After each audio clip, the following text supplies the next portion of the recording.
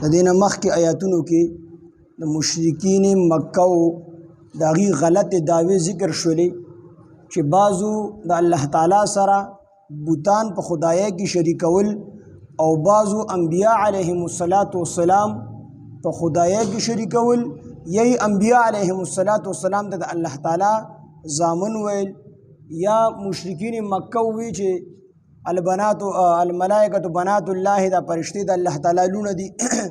د دې ټولو قسمو داوو باندې رد وشو دغه پرد کې بیا دلیل پیش شو الله تعالی چې کوم دلیل پیش کړل د الله تعالی د خپل ذات په وحدانیت باندې دغه په مقابله کې مشرکین لا جواب شول اس بن ورلور نرغي نو دا خبره شروع کړه چې موږ د نبی علیه السلام د وفات په انتظار یو چې کله به نبی علیه السلام وفات کیږي نو الله تعالی دغه جواب وکړو یو انسان مونږ نه دی پیدا کړی چې هغه به همیشه د لپاره په دنیا کې پاتې کیږي بلکې خامخا به دې ختمیږي او په ده باندې به فنا راځي یو مطلب خدا شو چې مشرکین مکه ووی چې موږ د نبی علیه السلام د مرګ په انتظار یو نو چې کله دې وفات شي نو خلکو ته به دا خبره کو چې ګوره د سره خو ډېر شي دلایلو خو چې دې مړ شو نو کو دې پیغمبر وي دې به مړ کېدو نو الله تعالی د هغې جواب دا وکړو چې وما جعلنا لبشر من قبلک الخلد الله موږ یو انسان یو پیغمبر هم ستانه مخکې داسې نه دی پیدا کړی چې هغه به همیشه په دې دنیا کې ژوند دي نو څنګه چې نورو انبیا علیهم السلام باندې دنیایي ژوند مرګ راغلی دی نو دقه شان دی ستا باندې به هم د دنیایي مرګ راځي نو دا خبره خو باطله شوه دویم جواب الله تعالی دا وکړو خو چېرې دا کافران د دې مطلب دی چې موږ ستا د مرګ په انتظار یو په تا باندې خپل زړه یخ کړو خپله غصه در باندې یخه کړو نو د هغې جواب الله تعالی دا وکړو چې افامته آیا کو چېرې ته مړ شي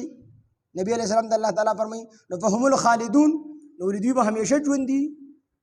نو که دوی په تا باندې زړه یخید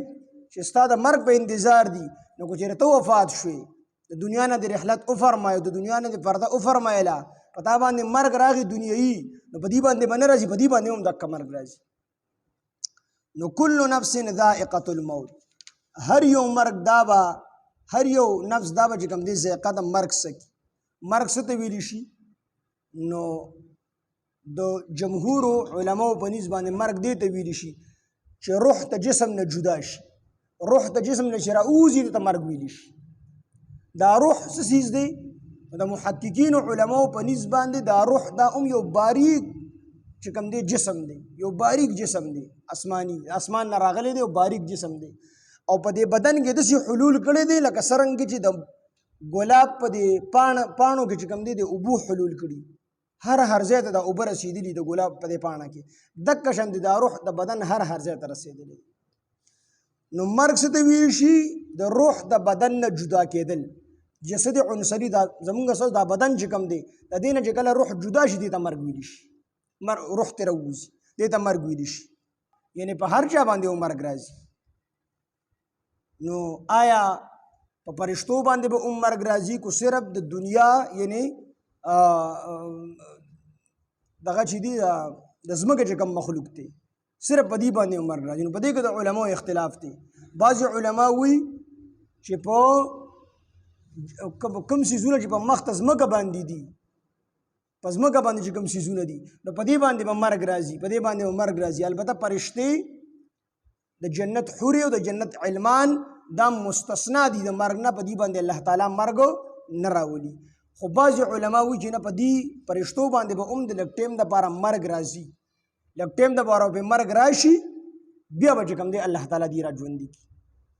خو اختلاف دی پکې بعضې وي چې مرګ به فرشتو راځي او بعضې وي چې نه فرشتې او د جنت حورې او د جنت علمان دا د مرګ نه مستثنا دي په دې باندې مرګ